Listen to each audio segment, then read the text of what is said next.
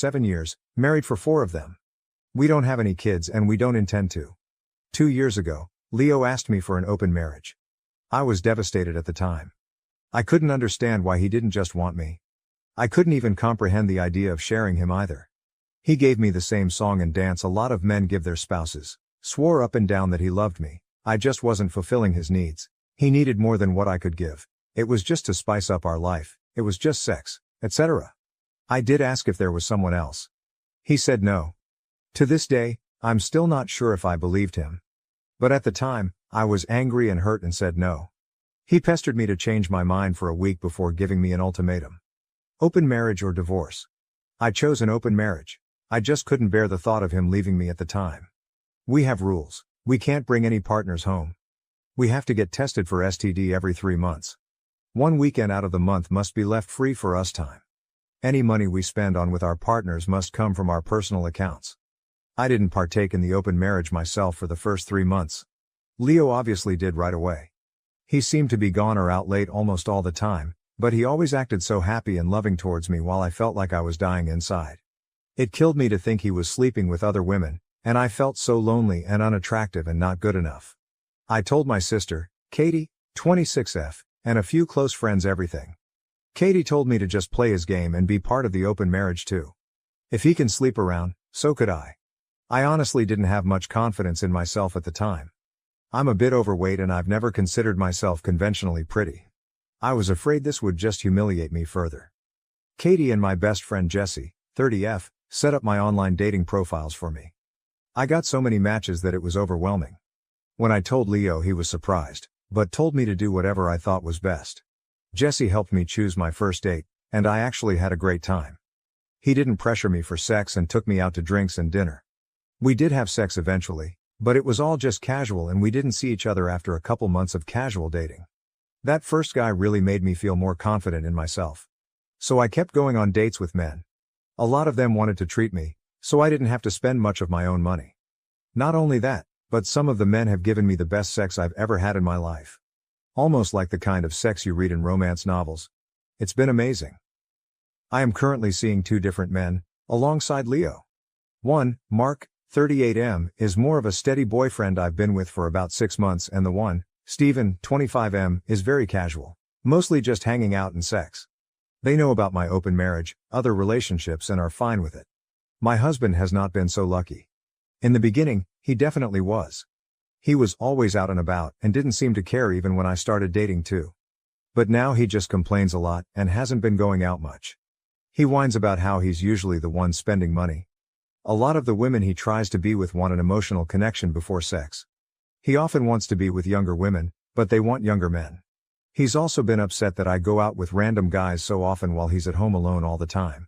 He hasn't asked to close the marriage yet, but I feel like he will soon. He keeps saying he misses us and wants to spend more time together. He tried to initiate sex a lot more too. He wants to go on dates and go on vacations and all that stuff more and more, and he gets upset when I tell him I can't because I've already scheduled to do stuff with my partners, mostly Mark. Honestly, I don't think I love Leo anymore. I care about him, but I just don't love him. I'm not saying I love Mark or Steven, but I honestly feel closer to Mark nowadays than I do Leo. Mark makes me feel comfortable and safe, and I love spending time with him more than my own husband. Steven is funny and sweet and really good at sex. Katie and Jessie have been wanting me to divorce for a year now, but I was afraid of hurting him and thought I still loved him. But I think my love for him died when he asked for this open marriage in the first place. Seeing him get all pissy about it now just because he's not benefiting from it is also a turnoff for me too. But I don't know if divorce is the best option. I still care about him and I still don't want to hurt him. Maybe if he finally asks to close the marriage, we can talk about it then. Relevant comments. Comment 1, divorce. You're happier without him. He would only want to close the marriage because he can't get laid, not that he only loves you. OP. We've just been together for so long that the idea of him not being there feels weird. Which sounds stupid since I have 2 other partners, so it's not like I'll be lonely. But Leo was a part of my life for so long that for him to not be there just doesn't feel right. But you're probably right. OP on her husband dismissing her feelings regarding the open marriage. OP, I really do think Leo does love me, in his own way. Even when he was more active in the open marriage, he still made time for me and still did a lot with him. For me. But you're probably right on the divorce. Comment 2. Part of the issue is the main relationship is supposed to be the important one, so the whole one weekend a month for us time wasn't enough. OP. I actually did argue that in the beginning, but he insisted that he needed to keep his weekends free. He did spend a lot of time at home during the weekdays, so in his mind, that made up for it. Comment 3. What if he finds evidence of your open marriage and frames you as a cheater and then brings you to the cleaners? At this point, I wouldn't trust Leo. What you're experiencing is normalcy. You're used to his presence in your life. But how long are you going to live like this? OP. Jesse had the same train of thought of you and actually took screenshots of his dating profiles during the beginning of the open marriage. She also told me to save screenshots of any texts we had about the open marriage. I don't think Leo would do that, but I also didn't think he'd ever ask for an open marriage, so what do I know? Update 1. Hi everyone. I got so many comments and messages on my last post, which got deleted for some reason, that I was a bit overwhelmed.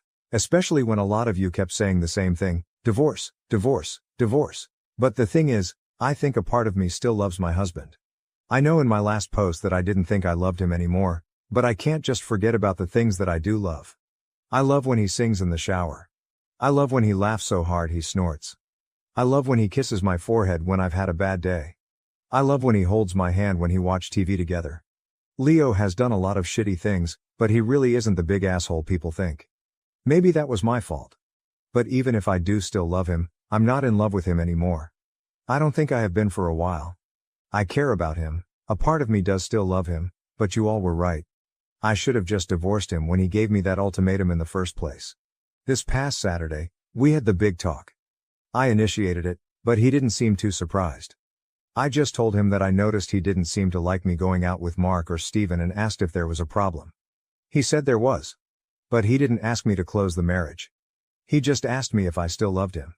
I said something like, not like I used to. He broke down crying, which made me cry. I guess he had known for a while that I wasn't in love anymore, but he had hoped he could win me back if he funneled all of his energy into me. I was honest and told him that during those first 3 months of our open marriage, I think my love for him died and I just couldn't get it back. I did tell him that I still cared about him and that I did love him, but it's not the same as it was. He asked if I loved Mark or Steven, and I said no. I like being with them and I care about them a lot, but I can't say I'm in love with either of them. I also finally asked him why he wanted the open marriage in the first place. A lot of you in the comments said he already had someone lined up and you were right. He had someone at work he was interested in and she wanted him too. The open marriage was just to get permission. He honestly never expected me to also get my own partners because of how unconfident I was, but he didn't want to stop me either because he thought nothing would come of it. He didn't really like me seeing other men, but he knew it wouldn't have been fair to tell me no when I gave him permission first. I guess Mark and Steven made him insecure because I was spending so much time with them on a regular basis. The open marriage was just sex on the side for him. He only did hookups and they never lasted long. He genuinely always just loved me. But he thought I was falling in love with my partners and he was losing me and wanted to win me back. We cried a lot and talked a lot. We've decided to get a divorce. Since the house is in his name, I'm going to move out and live with Katie for a while. He told me I didn't have to and I could stay until the divorce was finalized, but I just can't. It's too hard to even look at him sometimes. I don't know how I feel, to be honest. I thought I would be relieved or sad, but I'm just tired. I wish I could have been like you all wanted me to be, clapping back or being sarcastic and snarky or rubbing it in his face, but I don't feel like I've won anything. I just feel lost. Relevant comments. Comment 1. I'm wondering if maybe the other woman ended it so now he was back to what he was comfortable with, his wife. He went and had his fun and when that died out, he was not left with a wife waiting for him at home. OP. He and his coworker were only sleeping together for maybe a month. She fulfilled his kinks that I never liked indulging in. That's why he was with most of his partners, because I wasn't interested in his kinks. Comment 2. He stepped out of this marriage first and tried to have his cake and eat it too. The thing with open marriages is that you can never count on how emotions will change. Sex is a very intimate action and many people will develop emotional connections, those connections come at a price. He placed a bet and he lost. At least he's man enough to acknowledge it and own up to it. There is no easy answer. OP, I wish you healing OP. Thank you. Leo just thought the open marriage would be a way for him to get all of his kinks he couldn't do with me, because I wasn't into it. He knew how unconfident I was, which wasn't because of him, A lot of people seem to think that he eroded my self-esteem, but he didn't. We can thank my mother for that, but that's a whole other can of worms. So he never expected me to partake in the open marriage either. Comment 3. So he never expected me to partake in the open marriage either. So basically, while he asked for a mutually open marriage, he expected it to be only his side open and then got hurt that reality didn't meet his expectations. OP. Leo admitted that he did only expect his side to be open. He was never going to stop me from opening my side, but like I said, he didn't think I would. TBH, I don't think I would have either if it wasn't for Jesse and Katie pushing me and making profiles for me. Am I stupid for wanting to forgive and move on with our lives after my wife announced at her sister's wedding that she slept with the best man? My wife informed me at her sister's wedding that she had slept with the best man. The timing is crucial here. We have been married for 3 years and were together as a couple for 2 years before that, making it a total of about 5 years. 2 weekends ago her sister got married and naturally, my wife was part of the wedding party. As expected, she spent the 2 weeks before the wedding helping her sister with all the preparations. It was no big deal, she kept me updated, and I knew this was going to happen. She took that Wednesday to Friday off work to assist her sister and stayed with her for 3 days. I certainly know her sister, but I barely know the guy who is now my brother-in-law. In fact, I have only met him a few times, but he seems nice enough.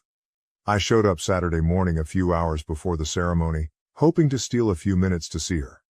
Not wanting to intrude on the day since I knew she was busy, but I hadn't seen her since Tuesday. She saw me outside her parents' house and sent her brother out to tell me that she would come out and see me in the car, which I thought was odd, but whatever. She finally came out, sat in the seat next to me and gave me a kiss.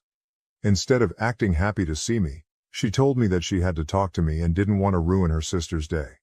She informed me that at the reception, if I still wanted to go, I might hear some things about her and the best man, and she didn't want it to be awkward or weird. I just kind of sat there stunned. She explained that about 4 years ago she had a fling with him, and while it didn't mean anything, she knew that I'm somewhat jealous by nature and wanted me to know in advance so that if I heard something, I wouldn't be surprised. Again, I just kind of sat there. This was not how I thought my morning would go, but I told her I appreciated knowing it and that it certainly wasn't a big deal now. She went back into the house, and I went to eat lunch and decided to meet her at the church. As I was eating and checking my phone, a realization hit me. She mentioned having a fling with him 4 years ago, yet we have been together for 5 years. Initially, I wanted to dismiss it, thinking she might have just made a mistake with the timeline, but the more I thought about it, the more memories started coming back to me. About 1.5 years into our relationship, she went through a phase where her behavior was quite suspicious. She wasn't available when she usually would be and went on 2 weekend camping trips with friends from work. Naturally, this made me feel uneasy, but I knew I had a long day ahead and tried to push those thoughts aside. I arrived at the wedding and watched everything unfold. After the ceremony, there was a line where guests walked by to congratulate the bride and groom, with the wedding party standing in line as well. My wife was standing next to a guy I didn't know, but the best man was also there. I walked down the line, acting like everything was fine. At the reception, it took a long time for the wedding party to arrive due to the photo session. When my wife finally got there and sat with me, I chose not to mention anything, not wanting to create a distraction on such an important day. However, instead of leaving it be, she informed me that each groomsman and bridesmaid would be dancing together, and she would be dancing with the best man. I asked why, given that she wasn't paired with him in the wedding party. She explained that the maid of honor and her partner were married and wanted to dance together. At this point I was more than just a little irritated, but I tried to keep my feelings in check. I knew better than to drink, as I tend to get angry when intoxicated. She chatted with everyone around her, and then the time for the dance arrived. The best man came over, extended his arm, and she got up to dance with him. I made a conscious effort not to watch them and focused on other things instead. When she returned with him, they were laughing and joking like the best of friends. She decided to introduce us, and while I didn't tell him to get lost as I felt like doing, my greeting was probably less than friendly. However, this did not stop him from sitting down and talking with her for a few minutes. The more they chatted and reminisced about the past, the angrier I became. Eventually, I got up and went to the bathroom, and when I came back, he was gone. She chose that moment to tell me that she thought I was being rude, which was the last thing I wanted to hear. I told her that this wasn't the appropriate time or place for this discussion, but we would definitely talk later. She then said she was going to change clothes, and as soon as she returned, she was planning to tell her sister that we were leaving because I had ruined her day. However, she didn't want me to ruin her sister's day as well. I assured her that I was perfectly capable of not causing any trouble for her or her sister for the rest of the day and that I did not want to create any drama, so I preferred to stay. She went to change clothes and came back looking annoyed. Understand? I had not said a word to her, and I even shook the other guy's hand. I guess I just looked miserable, which is what she based her reaction on. She was adamant about not staying, so I said that if she really wanted to leave, we could go. But if she preferred to stay, I would be happy to stay too, or if she liked, I could leave since I had my own car. Initially, she said we should stay, but then she changed her mind and said if I couldn't behave better, I should leave. I asked how I was acting, and she said it was clear I was trying to act like a silverback gorilla ready for a fight. I didn't know whether to laugh at her or be offended. I went back inside and sat down while she mingled with the other guests. I talked with her brother for a while but eventually ended up back at our table talking with her grandma. We left at the same time, and I arrived home just before she did. I was sitting in the living room waiting for her when she came in, and she did not beat around the bush.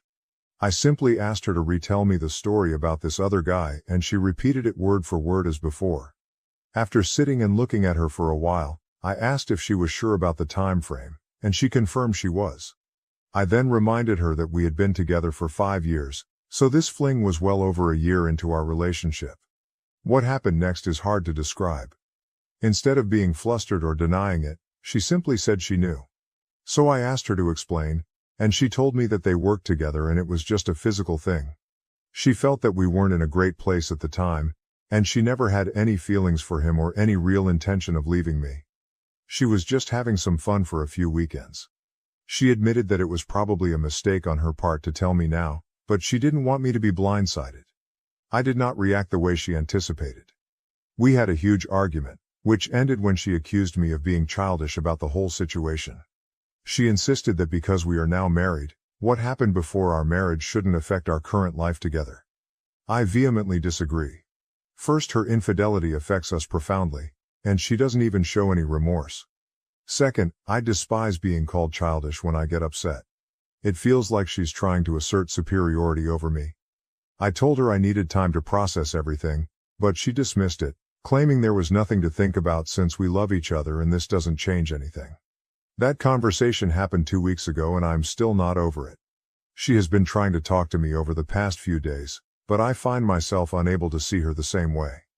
Part of me thinks it's irrational to be this upset over something that happened years ago, but another part of me is deeply hurt by the revelation of her infidelity. Update. At her sister's wedding, my wife told me she had slept with the best man. The maid of honor, not my wife, was married to the groomsman who walked my wife down the aisle.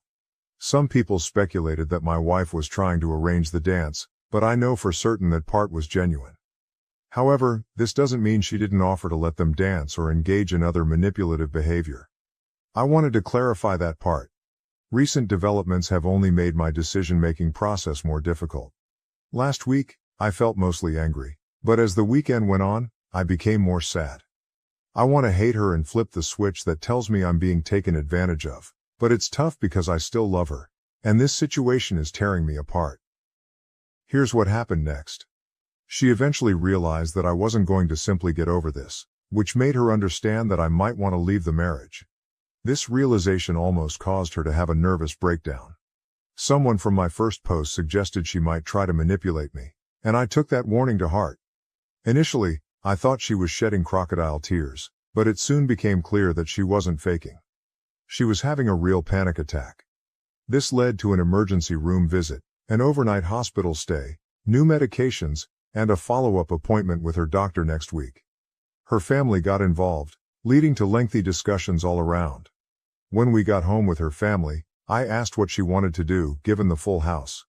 She said she wanted to be with her mom for a while, which was fine with me as I had no desire to spend the day with her dad or sister. So I decided to finish up some work and return home later. 2 hours after I arrived, I got a text from her, pleading for me to come home and saying she desperately needed to talk. So I wrapped up what I was doing and headed back. When I got to my front porch, her dad was there, asking if he could have a word with me. Already feeling quite angry, I was prepared to confront him if she had filled him with lies. While we weren't best friends, I had never had any issues with him, so I wasn't keen on being the one who broke his daughter's heart. We sat down on the deck chairs, and his opening statement completely caught me off guard. I expected anything but what he said next. He revealed that she had told them what had happened and he wanted to apologize to me because he felt like he had failed as a parent. He believed that her mindset was largely influenced by her mother. Although he loved both of them, he admitted they were wrong. He had warned his wife years ago that teaching their daughters that anything before marriage didn't count was a terrible idea and a flawed value system. He clarified that he wasn't defending his daughter's actions but wanted me to understand that she genuinely believed marriage was an entirely separate chapter of life. He said her mom and dad had romanticized marriage so much that she struggled to grasp the realities of life. Essentially, he was placing some blame on his wife, but this was far from what I anticipated. We shook hands, and he told me that no matter what I decided, he still held me in high regard, which genuinely made me feel better for the moment. I then went inside, and my wife was curled up in a ball on her mom's lap, and you could tell she had been crying the entire time I had been gone. Her mom got up, came, hugged me, and told me she was sorry and that she loved me and was praying that we could work this out. My wife was laid out on the couch at this point.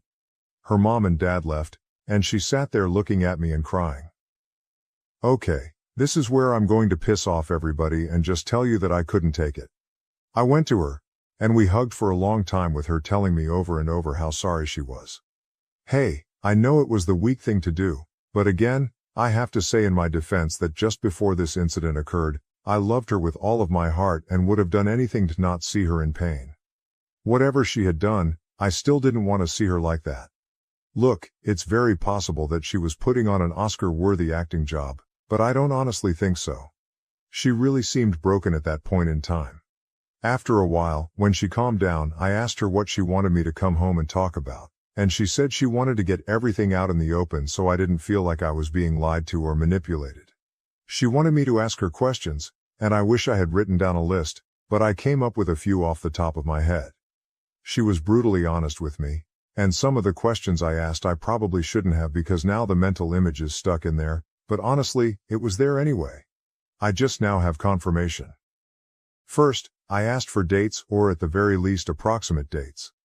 I didn't tell her about the engagement concern I had because I didn't want her to change stories, and she remembered exactly when they occurred.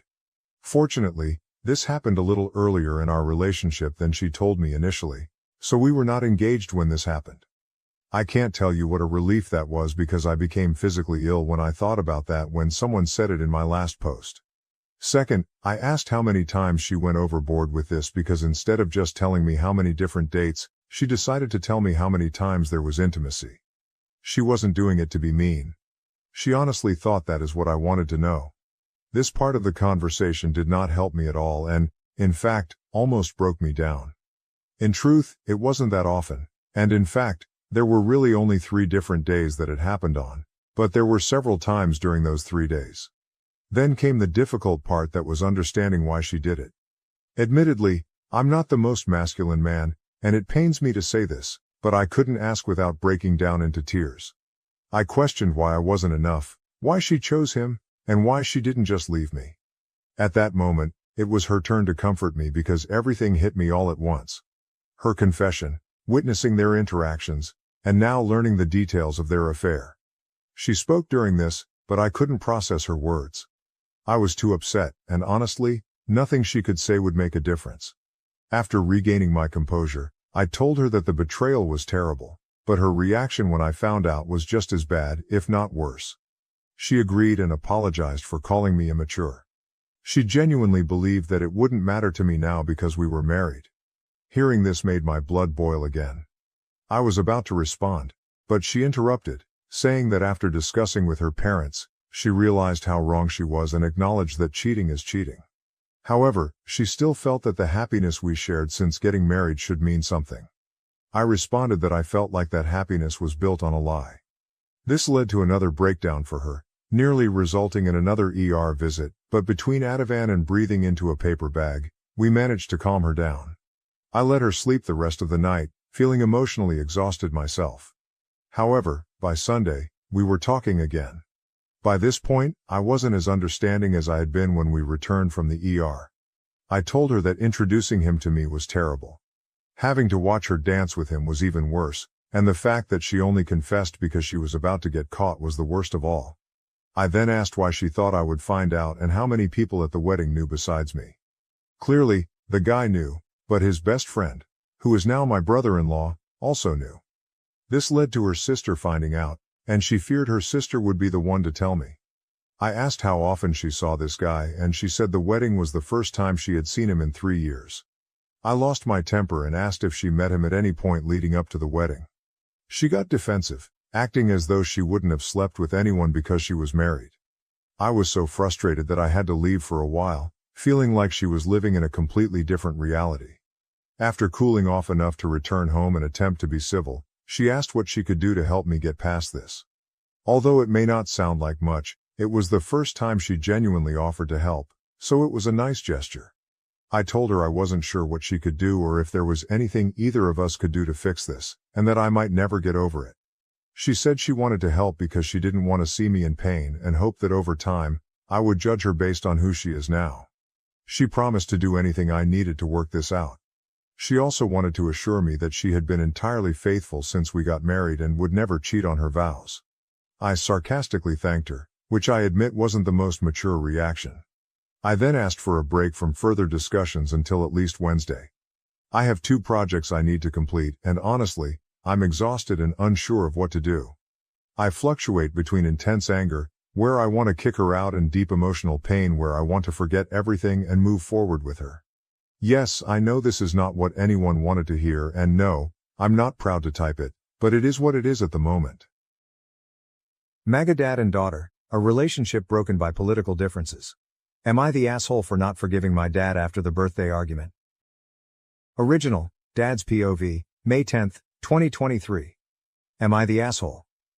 My daughter doesn't want me in her life because of our differences in political opinions. I, 65, have 2 daughters, Alicia, 35, and Mary, 32.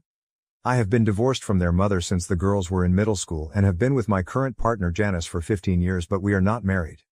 My girls were living with me full-time since they were in high school until they each moved out. I'll get right to it. My girls have opposing political views from Janice and I. This came to a head several years ago. Things had been strained for a while and finally blew up. The girls were over for Christmas and Mary said some things that upset Janice and Mary walked out. Alicia stayed, but it was awkward the rest of the day. Janice and I decided not to let Mary visit anymore, but I still saw her regularly on my own or with Alicia. A year or so after that, I took Alicia out for breakfast on her birthday. We had decided not to talk about politics anymore because we don't get along. Well, there was something upsetting on the TV and the restaurant was empty except for us and another couple, and I made a comment about it and Alicia just started ranting. She wouldn't stop even when I told her to because she said I was the one who brought it up. The man at the other table agreed with me and started getting upset, saying what Alicia was saying was stupid and that she should shut up. I agreed with him. Yet another day ruined, I guess, so I just walked out. I told her happy birthday before I left. She was very upset that I abandoned her with a stranger that was upset with her, but all she had to do was stop talking and that never would have happened. She said she felt unsafe and that I shouldn't have just left her there. And maybe I shouldn't have, but she also needs to take responsibility for her part in this. Now she barely speaks to me and I only see her on special occasions like birthdays or Father's Day. And never at either of our houses. She moved and hasn't told me where. It is somewhere local though. I see Mary more often, but she doesn't want to get involved with me and Alicia's issues. AITA for not taking total responsibility for what happened. Relevant comment. We could share the same political beliefs and I would agree with your daughter. You broke the agreement and made a comment you knew she wouldn't agree with. Then you got mad when she responded to the comment, then you agreed with a stranger and escalated the issue. He told her to shut up and she was talking stupid. No one says that in a calm manner. That is scary for a woman to be addressed like that by a man. After all of that, you left her, straight up left her with some stranger who was making comments about her. No wonder she felt unsafe. Her safety is more important than a disagreement. Bonus comment from the poster, I think it gives a better sense of his beliefs. I'm not racist and I think people should have bodily autonomy. For instance, no one should be forced to get any vaccine they don't want to. Original, Daughter's POV, now deleted but preserved in a comment. May 12, 2023. I'm the daughter of a political dad. I have receipts, I'm Alicia. Those aren't our real names, thankfully. There are screenshots of 2 conversations with him in my profile. One from the day of this incident in 2018, and one Facebook Messenger conversation from 2020. I have more and may post them, but for now that should be enough. Yes, I made a throwaway for this, I don't want it attached to my main. My friend actually saw the post first and told me about it, and I considered for a while whether or not I should respond. It also took me a minute to find the conversations. I did want to address some things because even though the post was lacking details, most of the comments I was able to read were spot on, and this was very validating for me. As most of you guessed, yes, he is a Republican Trump supporter and I'm progressive. And yes, we are in the US. This was pre-COVID, he came out as an anti-vaxxer during the pandemic. Janice is horrible, lol. On the outside she seems sorta okay, but she's all about manipulation and control. If you aren't wholly grateful for every little thing she does, she employs guilt trips. She's definitely the respect your elders type. There's more to the story there, but I'm not going into it. We used to all have family dinners at their house once or twice a month. The atmosphere had been strained for a while because Dad and Janice didn't want Mary and I to comment about politics. They were allowed to say anything they wanted, but we weren't allowed to respond. We were told it was disrespectful to disagree with them in their own home. I thought it was very hypocritical and it pissed me off.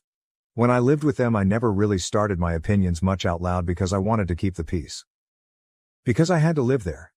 As I got older and moved out, I stopped being quiet about it, and I think it shocked them. I was tired of listening to racist, misogynistic nonsense and not saying anything about it. I was civil about it, I didn't name call or make it personal. Them, on the other hand, is a different story.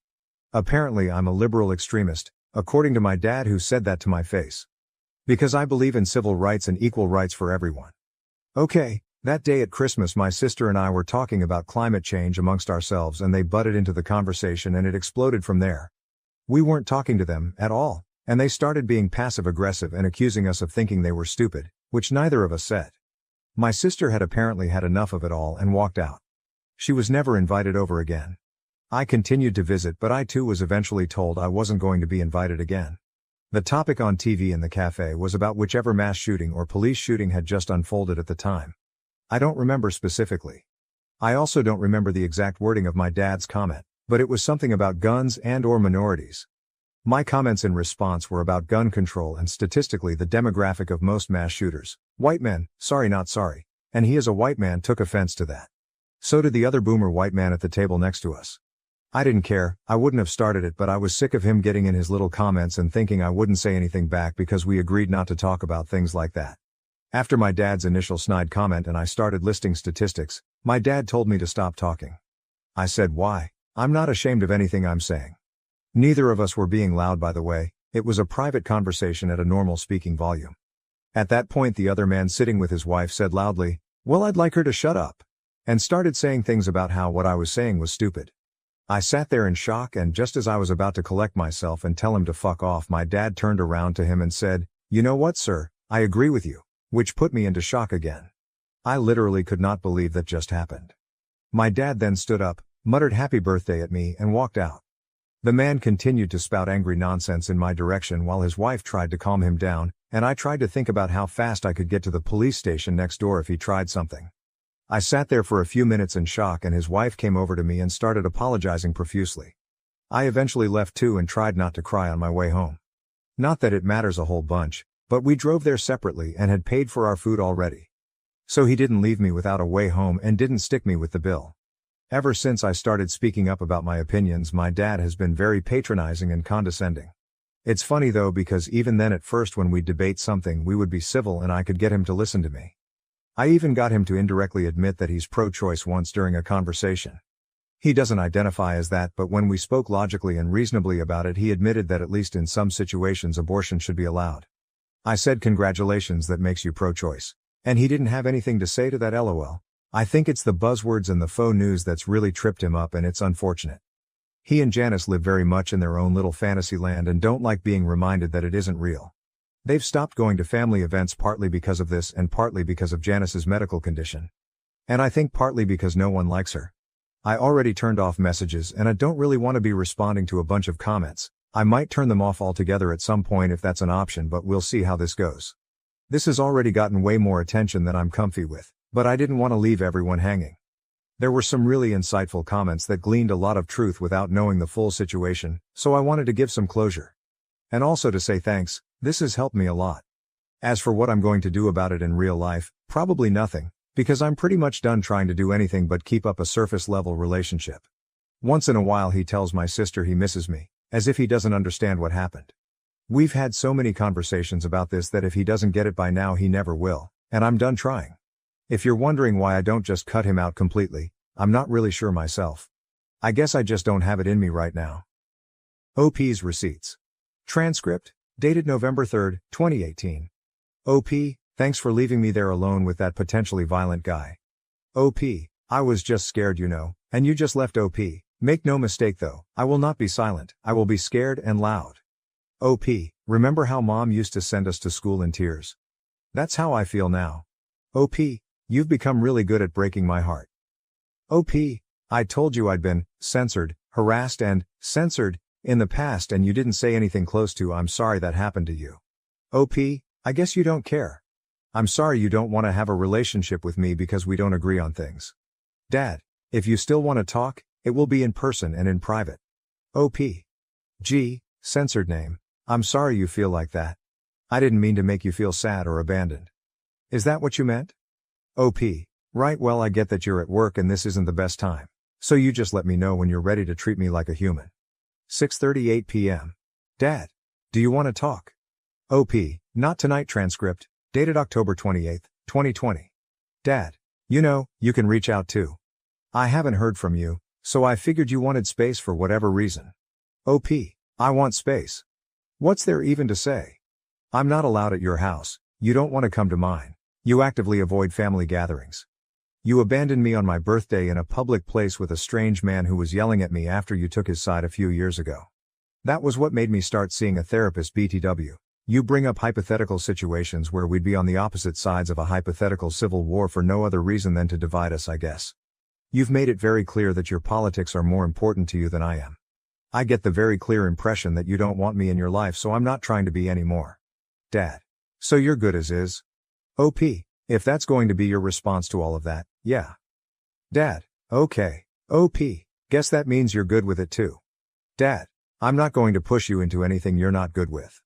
OP. Right, that fact that this was your only response to everything I just said means it's all true, and why would I want to pursue anything with someone who thinks politics are more important than their own daughter? Someone who betrays her and then abandons her in a scary situation. Dad. Sad it's come to this. You want to talk, you can call. It's up to you. OP. Sad indeed. I bought a house. BTW and I'm moving on, censored. Not that I think you'd ever try to visit me, but just in case I won't live there anymore. Dad. So do you want to talk or not? OP. Do you? Dad. I'm always open to conversation. OP. Tell me now if you stand by anything you've said or done, 'cause if so I don't see the point in talking about it. Dad. So you don't take responsibility for anything? OP. Ha ha ha, do I take responsibility for you abandoning me? No. For not being allowed at your house? The reason being because you and Redacted wanted to talk about politics but wanted to prevent me from saying anything. No. For you not wanting to come to my house? No. For you avoiding family gatherings in general? No. For you loving your politics more than me? No. Do I take responsibility for having my own opinions and deciding that I won't stay silent anymore? Sure. But you didn't like that. You liked it better when I just shut up and you could say whatever you wanted. It's never going back to that. If you do or say something shitty, I'm going to call you out on it and hold you accountable. Those were some really shitty things you did to me, and no matter what you think I did to deserve it, I absolutely did not deserve it, and you're not going to convince me otherwise. Dad. Wow. Dad. Well, congratulations on your house, and I really do hope things go your way. I hope you continue to be well. OP. Same to you. New update. Daughter still. Jules. 20, 23. Check my profile for the history. But basically I found a post from my dad complaining that I barely talked to him and posted here to give the missing reasons. I'm deciding to go no contact with him because of texts he sent me this morning. Screenshots in my profile.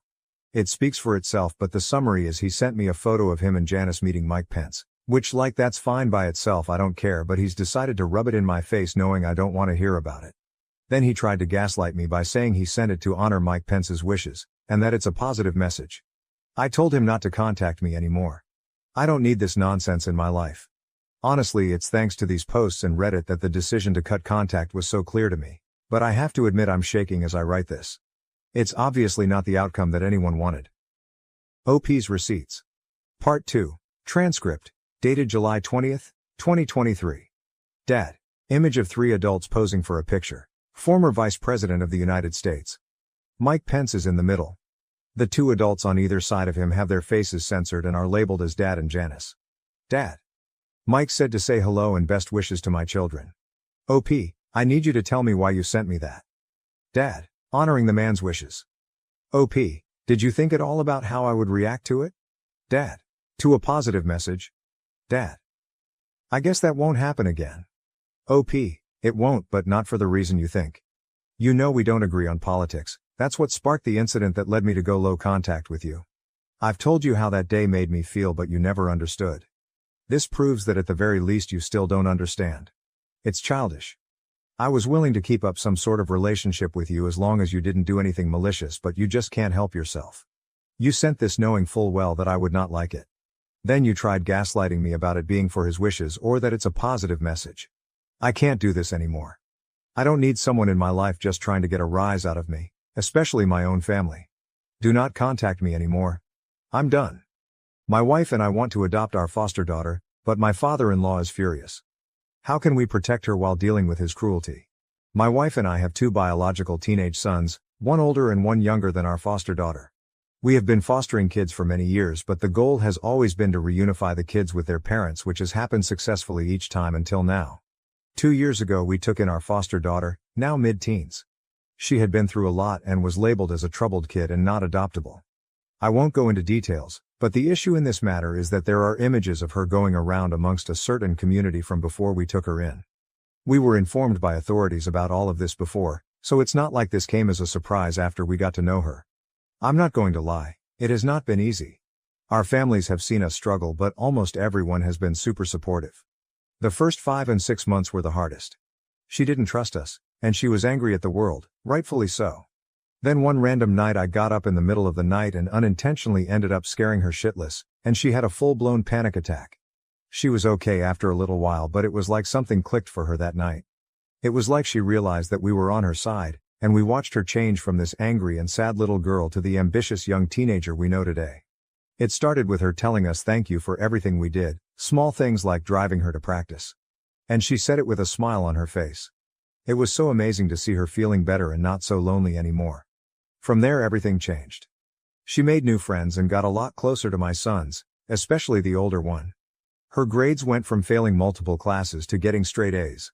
Not because we were nagging her, but because she wanted to. Each member of our household has developed a good and strong relationship with her, and the love we have for this girl cannot be put into words. We've reached that cosmic connection. She still struggles with a few things, which is totally fair after all she's been through, but she is working on it, and we are supporting her in every way we can. Overall, she's doing amazing. She's so strong and I'm very proud of her. We made the decision to fight the system to change their verdict from not adoptable to available for conditional adoption, because we want to commit to her for life. We want to adopt her. Last month we got the call that they changed their verdict and we sent in our papers that were already ready and things are looking very promising. The thing is, we haven't told her yet. She knows that she is now adoptable, but we haven't asked her if she wants us to officially adopt her yet. My wife and I have talked to our sons about it and they are fully on board. We talked to my parents, our brothers and sisters and their spouses. All of them have a good relationship with our daughter and every single one of them is so supportive of our decision and willing to fully welcome our daughter into our family. Then there are the wife's parents. Mother-in-law hasn't been awful, I guess, but maybe it's because I'm comparing what she said to what father-in-law said. We told them about our plan and asked them about their opinion. Mother-in-law asked if we were sure as our daughter doesn't quite fit in. My wife and I didn't understand at all since our daughter has a very similar mother-in-law or personality as we and our sons do, but it turns out she's concerned about the visual side of it as she's clearly not our biological child and people will start asking questions. The thing is, my wife, myself and our sons are very tall. Our daughter is not. She is tiny compared to us and has a similar eye color but not the exact same. All 5 of us have the same skin tone and colored and textured hair. Not that I think this matters at all, but the stupidity of it is unreal. Apart from height, she could pass as our biological daughter, so I'm starting to think this is a lame excuse for something else.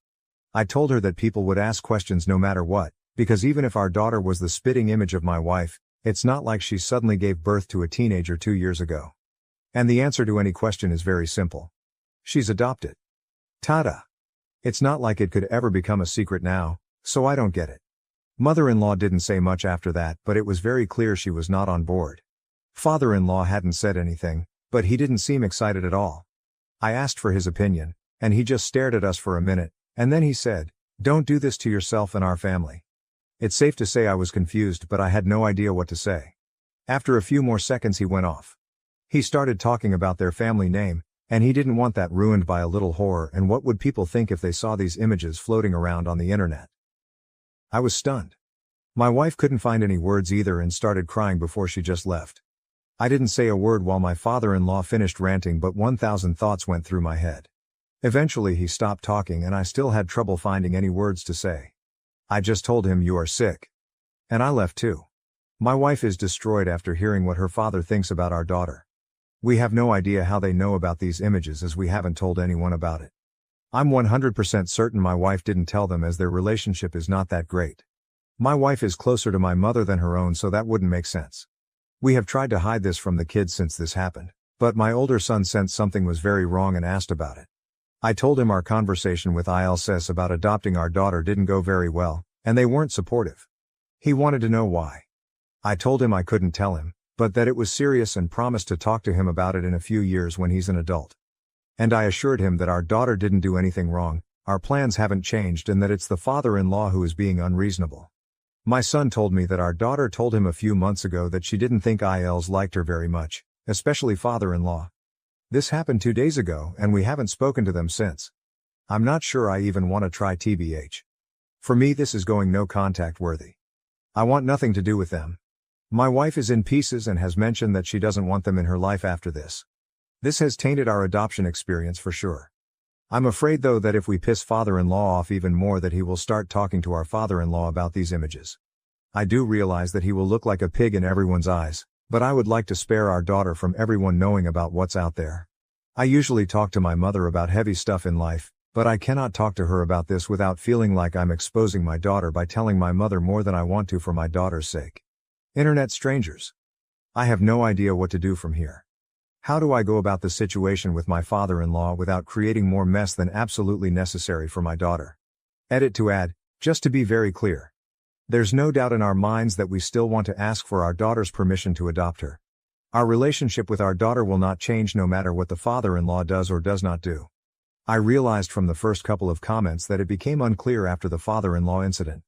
Sorry about that. Edit to add 4 hours later. I'm glad to see I'm not the only one hopefully reading too much into this. I think you have verified I'm not crazy. Wife and I had a brief talk after I posted and have decided to talk to her brothers and sister first about my father-in-law's comments. It will be a hard conversation, but it needs to happen. Before I could get to it, my wife told me she wanted to report the situation with her father knowing about the images of our daughter. Right now we don't know what that looks like, but it has simply not been possible for him to gain this knowledge legally. There is a culprit for sure, but we will leave that to the authorities for now. Thank you for giving me a reality check. And thank you for your encouragement. We need it right now. I punched an autistic kid after he groped me and now everyone hates me. Am I the jerk? That grope was the last straw. I have known Troy since nursery, kindergarten for Americans, or just anyone, and he has always been a baby. It was always his autism that made him who he was. I don't know why, but he always had a crush on me. I rejected him gently multiple times, but he never took no for an answer. As we grew older, he got worse. He started commenting on my chest. Asking to touch them. Asking to see them. His friends kept trying to convince me to show him because nobody would be nice enough to give him a chance. And in year 7, 6th grade, he started groping me. I told teachers, but they kept saying that his autism doesn't make him know any better. It was only me. He got jealous when I was in the presence of another guy. He would have meltdowns and I got into trouble because I knew how upset he would get. No, I didn't. It was like my only purpose was to be his. I wasn't allowed to be my own person. The groping continued. I kept telling him to stop. He didn't listen. I remember crying on the floor and teachers just kept saying that his autism makes him like this and that I'm being a good person by taking care of him. His groping hurt. I don't know how to explain it. He just grabbed my chest and butt hard. And it hurts. The groping continued for 4 years. I was always his caretaker, his girlfriend, his best friend, his. I couldn't stand it anymore. I couldn't take it anymore.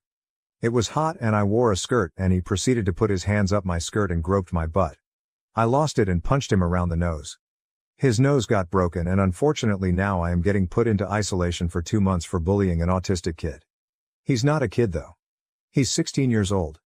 He acts normal around his friends. He treats everyone else with respect. He's not a kid. Now everyone hates me. I have been receiving death threats and people have been saying he should have done worse. Now all I want to do is curl up and die. Maybe I should have been nicer. Maybe I should have been more sympathetic. Maybe I should have just accepted it. I could have been his only chance. For the record, I don't despise autistic people. He is not a representative of them. He is just an awful person. Troy is just a horrible person. Thank you for letting me vent. Edit. Hi all. I didn't expect so much attention, so thank you for the validation. Giving my context. His parents are prominent people in our community. His dad is a third-generation Army something, IDK, and his mom is known for always holding all of the stuff for kids. Like the summer fairs, etc. She is also part of the school board and friends with the higher-ups if you will, which is why this happened at all. I wasn't technically his caretaker because I didn't have to feed him, clothe him, etc. I just had to be his friend. His dad is also friends with the police station. They go way back, so that's another reason why they didn't do much. Or just took a statement then wrote him off as mentally disabled. And the police here just suck ass here. Police officers have essayed many women before here. They just get let off unfortunately. Onto a semi-update. Firstly, my parents will look into lawyers. We just couldn't afford one, and I was always too scared to get one. I guess it was because I have been so neglected, that I just thought nobody would believe me. However, my other relatives said that they would chip in and pay for a good lawyer. Meanwhile, my parents took me out of the school and I will stay at my grandma's for a while to recover. My auntie is also going to pay for my therapy. So I will enjoy that much needed therapy. Thank you so much for the kind words. I hope you all miraculously wake up with more money in your bank's accounts than you expected. Edit 2. Hi all, I didn't expect this story to end up on TikTok so quickly. I would like to thank you all again for your words and thank you so much to those who have been reaching out to me. It means a lot. I would also like to point out that this is a throwaway account, and I want to stay anonymous. But thank you all so much again for the kind words and comments. I realize that I was never in the wrong. That I am a person. Thank you. I truly hope you all have the best days ever. You all are amazing. Relevant comments from OOP. Comment 1. Is the kid cognitively challenged? OP, nope, he has mild autism if that makes sense. He's actually quite good around people. Just not me. IG. Comment 2. I would get law enforcement involved. OP, we tried to. They just didn't care because he is mentally challenged. My parents genuinely tried to do something, but when everyone defends him, they believe the majority. I mean, when I usually say this story, people automatically think I hate autistic people. I don't. Because autistic people don't do this. Horrible people do. Autism isn't the label for assault, the label is sexual assaulter. Update. Firstly, I would like to thank you all so much for your kind words and messages. Thank you for your support and validation, your words meant so much to me. Also, I thought I would explain the whole I hope you all miraculously wake up with more money in your bank account comment. I heard someone in TikTok say this and thought it would be a nice thing to say, as some people did question it in my messages. But yeah, thank you all again. Before this update starts, I would like to say that this all occurred like 2 weeks ago now. I just reached my breaking point and needed to vent. Hence why the update may be soon to some. This won't be the final update, but an update. I would also like to clear the air with my parents. Now unfortunately, my parents come from a country where this stuff is normal. Not only that, but I am partially to blame as I didn't say anything. Eventually I did tell them and they tried their best to help me. But they didn't know how. Though I do acknowledge their efforts, I am still going to be taking time to heal from them as well. My entire family also had a go at them and expressed their disappointment. The best thing for now is for me to spend some time apart from them. So to begin, I left the school. After my parents had heard that I got into trouble seriously because of Troy again, they basically thought it was time to pull me out. I am due to start my new school in 2 weeks. I have also been trying to settle at my grandma's house as I just needed a fresh start with fresh people. To be honest, I have never felt so free. I have had to deal with that torment for years and years. So now I can enjoy the pleasure of walking home and not seeing him or bumping into him. So I feel great. On to the serious stuff. As I had mentioned, my family basically decided to pay for a lawyer, and we are now hoping to have a lawsuit against basically everyone involved. My grandma also had a go to put nicely with the school's board for basically allowing nepotism to harass other girls. She called all of the teachers a disgrace for endangering not only me but other people and saying how none of the teachers who allowed this deserved to even step foot into a school. This experience has also not been all sunshines and daisies. After the suit was claimed or made, IDK, my parents got letters and messages basically asking for the case to be dropped. My parents obviously said no. But it still didn't stop the harassment. I eventually got harassed too. All of the people giving me death threats decided to go into graphic detail on what Troy wanted to do to me. Spoiler, it wasn't great. And Troy's parents showed up on my doorstep demanding to see me and talk to me and how Troy is ready to apologize. Thankfully by then my uncle and I had been on the way to my grandma's house. However, my parents obviously didn't let them in regardless and said that if they wanted to communicate it had to be through a lawyer. The harassment didn't stop. And eventually Troy sent me a message on a burner account detailing all of the things he was going to do if got the opportunity to, and that I should be grateful that I managed to walk away with just a groping. Troy also kept spewing on about how I'm nothing but a whore or slut, etc. And I should be grateful that someone so popular even looked my way. He kept saying how if I'd just let him fuck me, he wouldn't have groped me. However, I know if I did that I would no longer be myself. I would be his property forever. The thought of that makes me want to vomit. Also, his logic doesn't make sense to me. Anyway, I just got receipts and blocked him. I also asked my parents to help me change my number. And I did. My grandma, being the person she is, decided that wasn't good enough and got me a whole new phone. She claims it's compensation for my trauma. Thanks, Grandma. I am starting therapy the day after tomorrow and I am hoping to start family therapy in August as, truthfully, I don't know if I'm mad at my parents or should be mad. Like, is it my fault for not saying anything? But that's all the update I can give you for now. The lawsuit will be a whole other process and hopefully if I remember I can update you all again. Thank you so much for your words. I truly appreciate all of you. I hope this update is clear enough for you and apologies if you made it this far. Am I the A for defensively responding, I'm sorry I was born this way, when my natural afro was accused of cultural appropriation by friends? I am a 19-year-old female. I am also a Caucasian person, which I think is relevant. I have a natural afro, similar to a Jufro or something like that. I am not exaggerating when I refer to it as an afro. It is a big round puffball of curls from my head. I have a friend group, and almost all of us knew each other in high school. I am not sure exactly how relevant this detail is, but almost everyone in the group is a person of color. We get together every once in a while, and the last time we met up, the topic of cultural appropriation came up. Topics like this are not unusual for us, as we sometimes talk about political or societal issues. We all have the same left-wing beliefs, so it is easy for us to talk about these things. In the discussion about cultural appropriation, afros specifically came up. I did not think much of it for a while, as it makes sense to me that someone mimicking the hairstyle of people of color would be offensive. I did not really contribute to the conversation except for nodding along, as I agree with what they say but cannot really add to it since I am white. At some point in the conversation, I started to feel like people were looking at me. Not like conversational looks but more like looking me up and down before glancing away and repeating. I brushed this off, as I have had issues with social anxiety since I was little, so most of the time when I feel insecure, I figure it is just my anxiety bursting through my medication to bite me in the butt.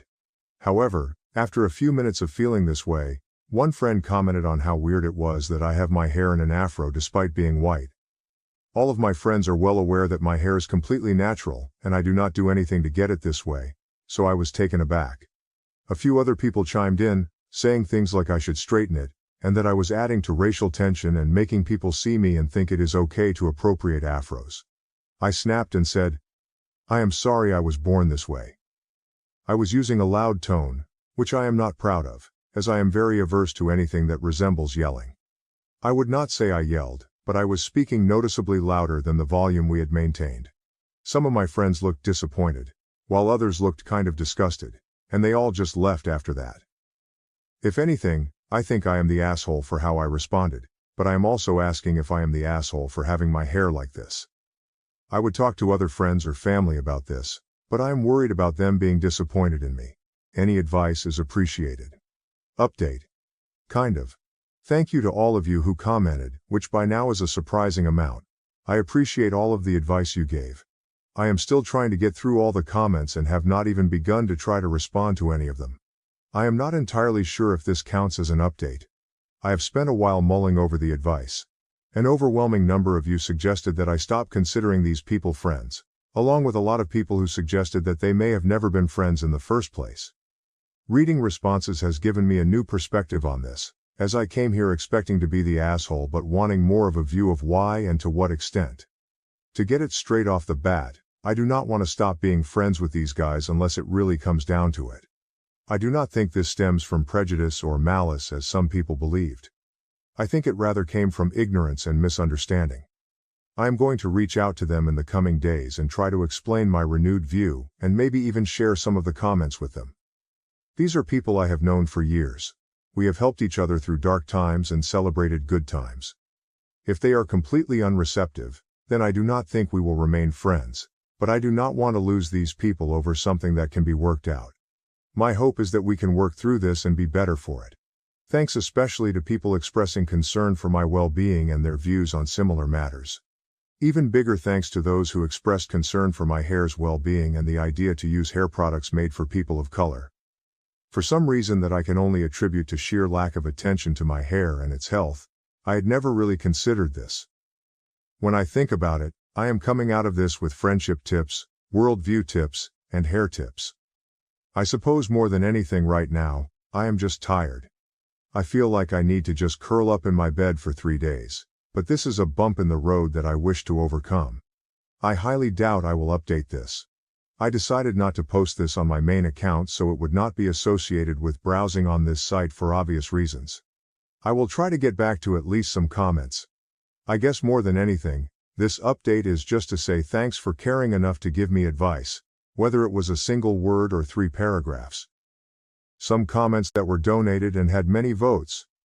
Firstly, one commenter shared their experience. I'm black and went to a majority white all-girls school in the US. There was a white girl who had extremely thick and tightly wound hair. She hated it because she didn't know what to do with it. On a good day she wore it in a ponytail, but it was never combed through, and no one in her family knew what to do with her hair.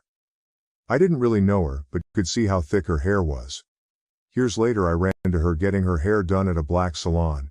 She said she had been coming here since college. Only the ignorant will accuse you of trying to be someone you are not.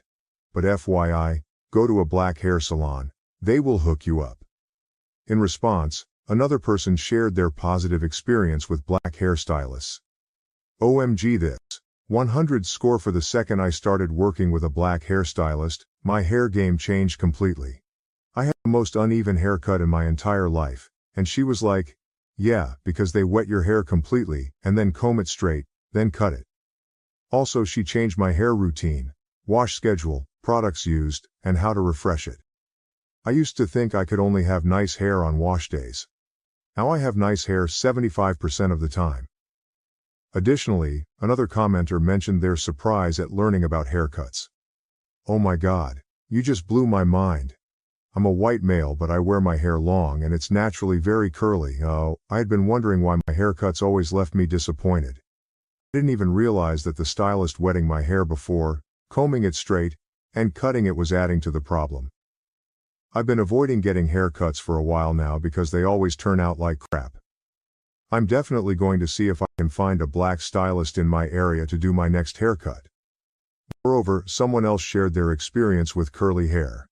Same. It is absolutely wild how many white people have absolutely no clue how to style curly hair. I say this as a white person with curly wavy hair. Afro-type C curls are rare unless you're Jewish, but wavy curly hair in general is pretty common. Yet it's so insanely rare to meet anyone who knows curly hair. I used to think my hair was just always fluffy and bushy like Hermione, and I just had to straighten it. Nope. I just have wavy curly hair, and no one in my family had any clue how to teach me to style it properly, despite a quarter of them also having curly or wavy hair. Furthermore, another commenter offered practical advice. My friend and her guy came over to visit. He was growing his hair out. It was a frizzy mess. I said, I have an oil-free moisturizer that will make your hair look wet when it's dry. He looked at her for approval and she said, of course. I put it on his hair and told him to only wash it once a week. His hair looked spectacular with just a small amount. The product was Carefree Curl Gold. Must be put on dry hair for the best results. When I bought some at Sally's, the woman behind me checking out said that was the same product her hairstylist sold her for $20. It was $5. Anyone with thick curly hair needs to check out Ethnic Hair Care products. You will be pleasantly surprised. In addition, another commenter shared their concern about haircuts. This is actually so important because I need a haircut and I didn't know that they could potentially damage my newly grown curls. I got a buzz cut like 3 years ago to help with my trichotillomania, and it's since grown in with perfect curling iron type curls. It's actually kinda insane how my hair curls as if styled just by air drying after a shower. I think I'd be devastated if I went to get the back so trimmed, then left with half my curls literally gone. I'd lose my mind. My hair is so important to me now. Next, someone firmly stated their opinion. Not the A. No one needs to change their natural self to please others. Another person found the situation bizarre. Yeah, this is bizarre. I can't imagine people genuinely telling someone that they need to straighten their hair to get rid of their natural hair texture to avoid cultural appropriation. It makes no sense and sounds like what people think liberals argue about, LMAO. Furthermore, another commenter explained, nah. I've known people like this. Some people are just dumb.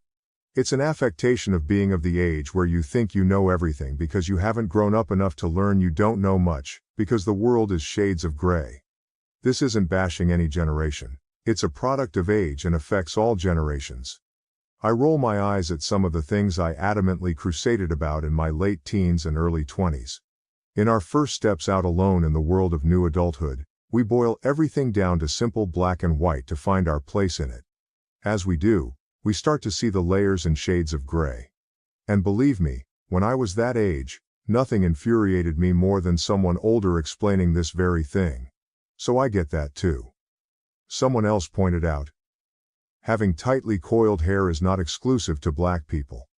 It's absolutely not cultural appropriation to wear your natural hair texture. Advocating that someone straightens their hair to reduce racial tension is exactly what the natural hair movement was advocating against. You are not the A. Another person found the friend's logic confusing. Wondering how they were discussing how people should not do something to their hair to avoid cultural appropriation but wanted her to do something to her hair so it does not look natural.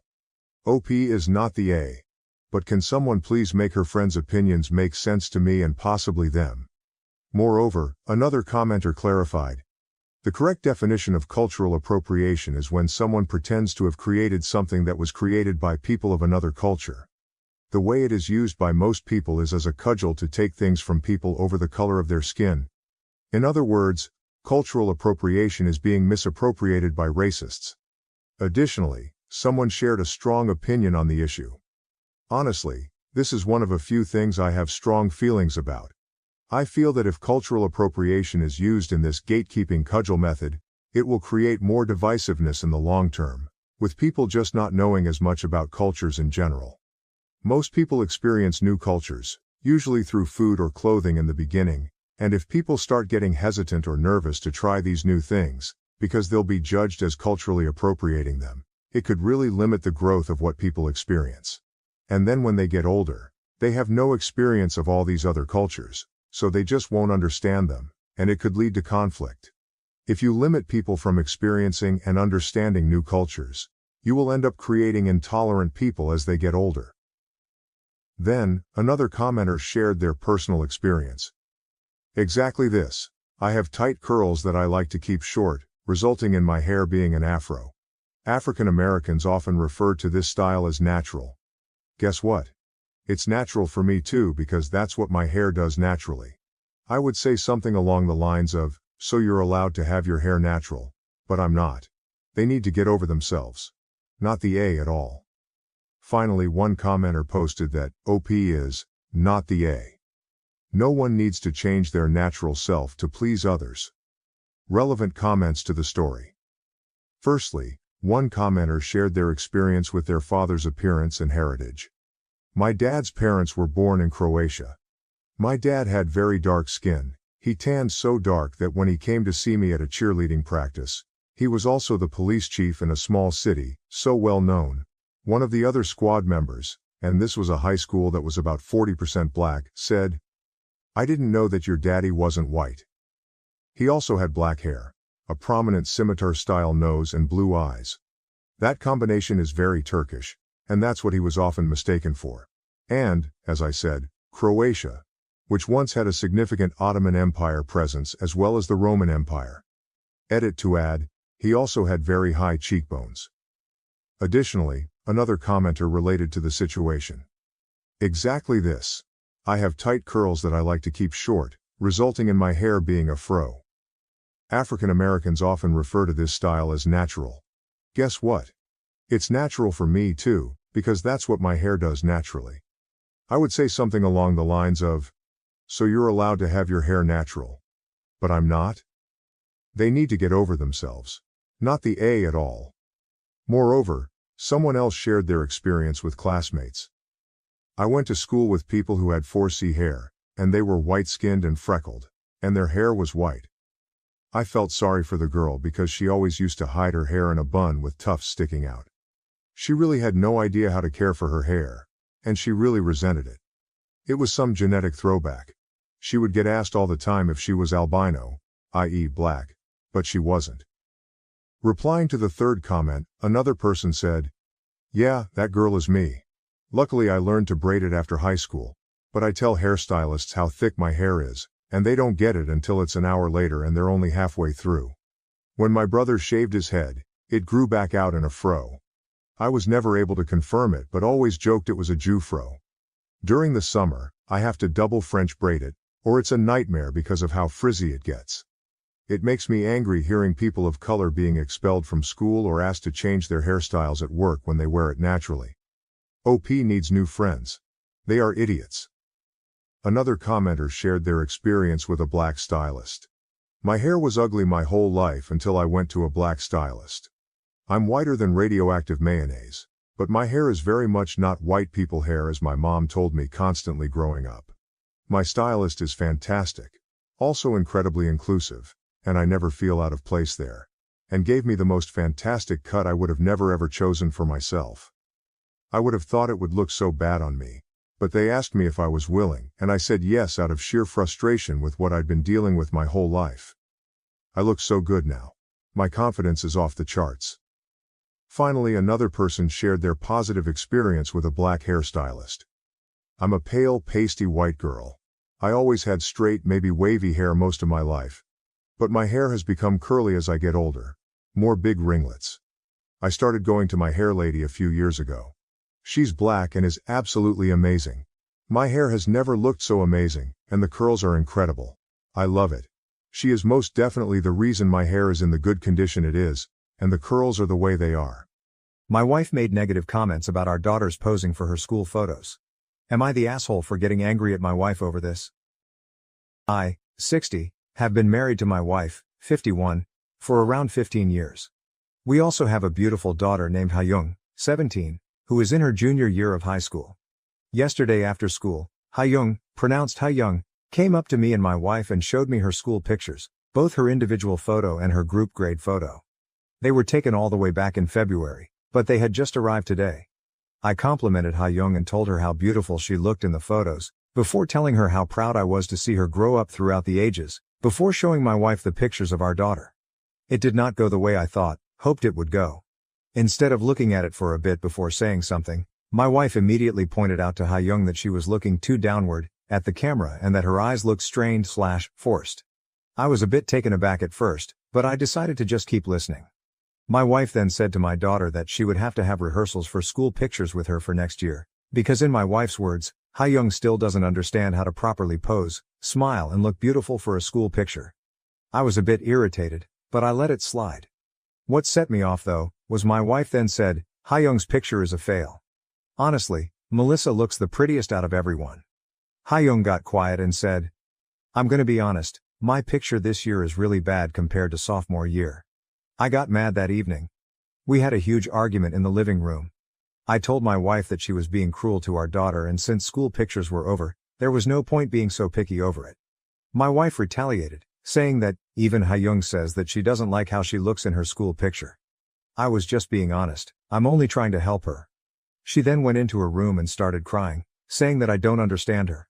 I will admit, I raised my voice while we were having that argument, and I'm seriously sitting here questioning myself about whether I was an asshole or not.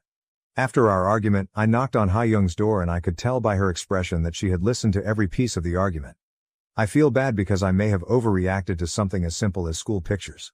Plus, I ruined my daughter's evening and my wife's too, and I also made my wife cry. TLDR, I shouted at my wife after she made some comments about my daughter's school photos, and I'm wondering if I'm the age. Edit 1.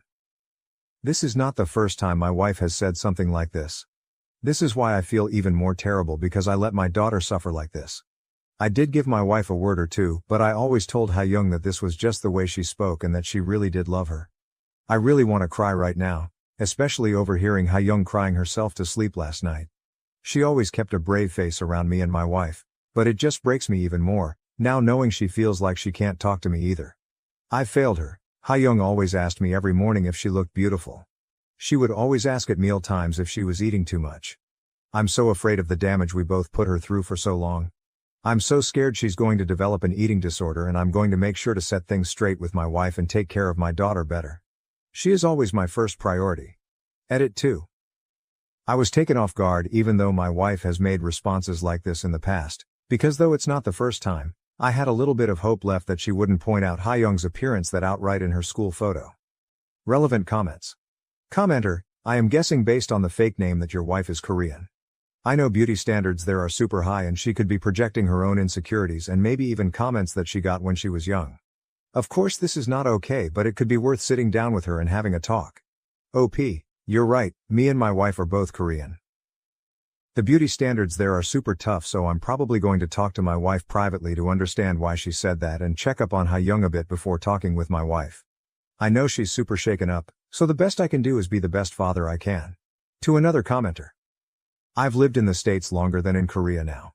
Commenter, do Korean women tend to have very high beauty maintenance standards? And no, you are not in the wrong. Teenage girls are already extremely sensitive about their looks, so your compliment was kind and nurturing. OP, I cannot speak on the behalf of everyone. I know that the beauty standards are extremely tough there. I've heard people commenting about the fatness, skinniness of people's bodies. I've sometimes heard conversations about K-pop idols' bodies and faces, makeup, surgery, etc. Later that night in comments, hello everyone, OP here. Tonight, since my wife is working a night shift today, I decided I'm going to stay together with Hayoung for a daddy-daughter date. I know it doesn't matter whether we go out or not, all that matters is that I'm with her. I'm planning on making her some of her favorite foods and spending quality time as an apology for not being there when I should have been. She loves japchae, galbi and cream bunjopang. I asked Hayoung beforehand whether she wanted to stay at home or go out, and she wanted to stay home, and she chose to go with the first option. I'll let you know how it goes. Update post, July 16, 2024, about 5 weeks later. First of all, I'd like to thank everyone for their generous comments and advice. As promised, here is the update. After my wife left for work, I decided to check up on my daughter. She was in her room doing homework, and I could tell by the forced expression that she was not okay. As she talked, everything began to make sense. My daughter overheard her mother shaming her in front of the other church moms. She heard them boasting about their kids, and her mother would use condescending modesty, e.g., she's gained weight and she doesn't even study hard. She was tired of trying to surpass my wife's expectations. She couldn't stand it when my wife was in the house. She asked me, why am I her diamond? She cuts me to make me shine. How more of this should I take? I prepared all the foods I promised to make, and she was hesitant but ate a lot more than when my wife was around. She wanted to further talk with me. I then asked if she wanted me to tell my wife how she felt. Hayoung said, it was the only way to get her to listen, before telling me she wants me to get a divorce. I asked her if she was absolutely sure, as it was something very serious. She said she was fine with it. I'm just devastated it has reached this point. When Haeyoung was at school, I had a conversation with my wife. I brought up Haeyoung's concerns, along with mine. I asked my wife what made her put down my daughter on the day of the school picture incident. She made excuses such as having bad days, hence she'd accidentally release her anger and other emotions by yelling, the silent treatment, etc. I questioned further if there was anything in the past that was bothering her, which she replied snarkily, nothing is bothering me. I raised her into a better person. If you have problems with how I'm raising her, she's all yours. I don't want to argue anymore, especially with a sensitive, lazy person like you. We had a lot of arguments in the past on raising Haeyoung. This phrase was used in all of our arguments to shut me up. As Haeyoung was consistently used as an emotional punching bag and a trophy for my wife, this was the last straw. I told my wife, we were done, then told her to pack up and leave. I thanked her for letting me realize my self-worth. After some time had passed, she had driven to her parents' house and was staying there for a bit. When Haeyoung came back, she noticed her mom's room was a lot better than it was and knew what had happened. I hugged Haeyoung and told her I was sorry for the mess I had caused, before reassuring her that nothing was her fault. I told her my ex-wife would come back a few more times to collect the rest of her stuff, but our relationship was over. This event shook me up a lot, but I know things will get better. I'm trying to make Haeyoung always feel loved. Haeyoung, you are my universe and that will never change. My dad stole my identity and opened 3 credit cards in my name. He told me that since I'm young I can do without for a few years. I found that my dad used my information to open 3 credit cards over the last year. When I went to get a pre-approval for a mortgage, I was told by the lender they wouldn't be able to give me a home loan because of the defaulted credit cards. They also said I probably wouldn't be able to get a loan from any lender because of it and gave me a sheet of paper explaining what I'd need to do in order to fix it. When I tried disputing the cards, one of which is already in collections, the disputes got closed out as the debts were verified. I told my divorced parents about it and their answers were pretty wildly different. My dad said that these things happen, and that I should be more careful in the future with my social security number. Seeing as I've always been careful, that made me pretty mad. My mom said she thinks my dad might have something to do with it since opening credit cards in her name had a part to play in their divorce. She told me he ran up about $50,000 in credit card debt on secret credit cards. A few days ago, I ended up casually telling my dad I'm going to have to file a police report for the credit cards. He told me I probably shouldn't do that because $15,000 isn't that much in the grand scheme of things. When I told him it was keeping me from buying a house, he said I could just wait a few years until they fell off of my credit report. He said it would only take another 4.5 years. When I told him I obviously couldn't wait that long so I had to file the police report, he straight up told me not to do it and to just be more careful in the future. Once I told him I already got the paperwork together from the credit agencies, he told me he had opened the cards to pay for living expenses over the last year. He said his work slowed down a little bit but he'd do what he could to help pay it off. He said it would ruin his life if he went to jail. I'm leaning towards going to the police anyway. But I didn't right that minute. I have everything in front of me today to go make the report. I guess I just want to make sure turning it over to the police is the right thing to do here. Especially if I'm wanting to buy a house this year. Top comments. Comment 1, report him for fraud. OP, that's what I'm leaning towards. I'm realizing if I want to buy a house, I can't have those accounts on my credit. Comment 2, if he wasn't your dad you'd have reported him already, right? Well, think about this. Why didn't he give you the same respect and not ruin your credit because he's your father? Update 1. I spent about half of the day reading everyone's comments and it pretty much solidified what I was going to do. The process itself was pretty easy. I went to the police department and the person at the front desk had me wait about 10 minutes before an officer came out. We talked for about 15 minutes and he made copies of all of the paperwork I gave him. He told me the case would be assigned to a detective on Tuesday and gave me a pamphlet about how to contact the credit agencies. I was given a report number and was told I could use that now to start disputing the accounts. A detective is going to follow up with me in the next couple of weeks. I asked what would end up happening to my dad and the officer said it looked pretty clear-cut to him, but the charging decision is 100% with the state attorney's office. He said if they decide to pursue charges, he'll likely get a warrant put out for his arrest. He also said typically if this is his first felony, he's probably going to get some sort of pre-trial diversion with court supervision or probation. He probably won't go to jail for years, but if he gets picked up on a warrant he's going to spend at least a little bit of time behind bars. I've decided I'm okay with that because it's obvious to me he did this purposefully. He's never been arrested before so hopefully this is a wake-up call for him. At the same time, he completely did this to himself. I'll update whenever I learn more. Top comments. Comment 1, play stupid games, win stupid prizes. Sincerely hope everything works out well for you. OP, I think it will. From what I understand, it might take a month or two for the cards to come off of my credit, but once they do, my credit score should shoot up. Comment 2, well done OP. I was so mad on your behalf reading the first post, it would take everything in me not to use his words against him. Jail time? It's just a few years. You've ruined my life. No. You did it by trying to ruin mine. I hope the marks come off your credit report like it's made of Teflon. Good luck on your home ownership journey. Update 2. There's been some good, a little bad, and a little real bad progress the past few days. The good, I used my report number and disputed every account. When I checked my credit last, which everyone should be doing regularly, the one with the lowest balance was already off of my account. The other cards and the collection account are still showing, but I have hope they'll be falling off in the next few weeks. I also received a call from someone at the prosecutor's office who had a couple of extra questions for me and asked if I would be willing to testify if they charged him. I said yes, and they said they would be making a decision on their charges before the end of the month. The bad, obviously, someone talked to my dad about this because the last time he talked, he scolded me for going to the police and hasn't talked to me since. One of my brothers was also pretty mad at me about it and hasn't talked to me in over a week. The rest of my siblings and my mom understood where I was coming from. The real bad, one of my other brothers, not the one who was pissed, found 2 open credit cards on his credit which weren't his. He checked his credit score for the first time in a couple of years and he said it was down about 150 points from where it used to be.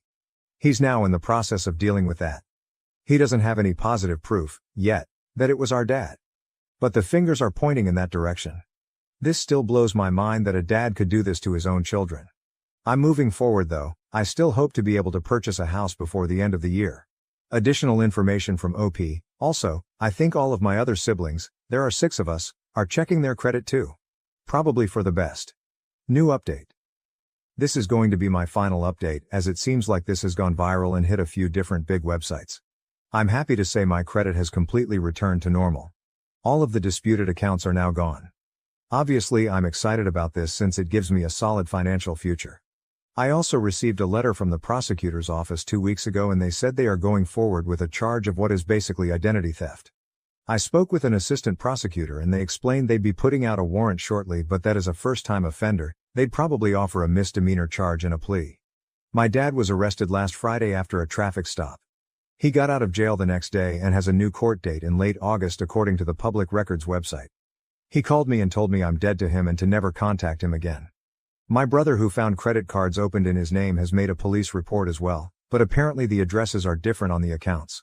He was told it was unlikely it would be prosecuted, but he's working on getting them off of his credit. Additional information from OP, just wanted to give everyone who commented in my other posts a shout out. You have all given me the courage to do this. I'm going to be deleting this throwaway because I really hope to put all of this behind me between the news articles and having no contact with my dad. Don't let things like this sneak up on you. It breaks my heart to do this to my dad, but he did this to himself.